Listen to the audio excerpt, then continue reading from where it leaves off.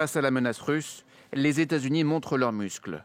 Washington met en alerte 8500 soldats prêts à renforcer l'OTAN en cas d'invasion russe en territoire ukrainien. Une annonce faite à l'issue d'une réunion d'urgence entre Joe Biden et les alliés occidentaux. C'est très important. J'ai eu un très bon entretien en totale unanimité avec les dirigeants européens. L'Alliance a déjà 4000 militaires sur le terrain, principalement en Pologne et dans les pays baltes. À cela s'ajoutent des chars d'assaut et des unités de défense aérienne. Ces déploiements sont proportionnés et adaptés à nos engagements internationaux. Ils renforcent la sécurité de l'Europe pour nous tous. Depuis plusieurs semaines, la Russie a déployé quelques 100 000 soldats à proximité de la frontière ukrainienne, mais rejette toute intention belliqueuse et accuse l'Occident d'attiser les tensions.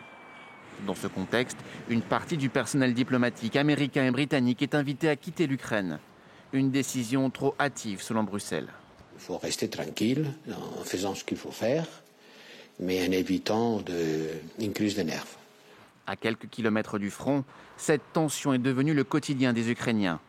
À Donetsk, bastion des séparatistes pro-russes, la jeunesse redoute que le conflit ne s'envenime. C'est toujours dangereux ici. C'est effrayant parce que pendant toute mon enfance à Donetsk, j'ai entendu la guerre, les bombardements, les chars roulaient dans la ville. Je suis déjà fatigué par cette situation. Le conflit n'a pas de sens. On ne sait même pas pourquoi la guerre continue. C'est comme une sorte de conflit qui suit son cours. Côté français, Emmanuel Macron veut se poser en médiateur. Un entretien avec Vladimir Poutine doit avoir lieu dans les prochains jours pour tenter une nouvelle fois d'apaiser les tensions.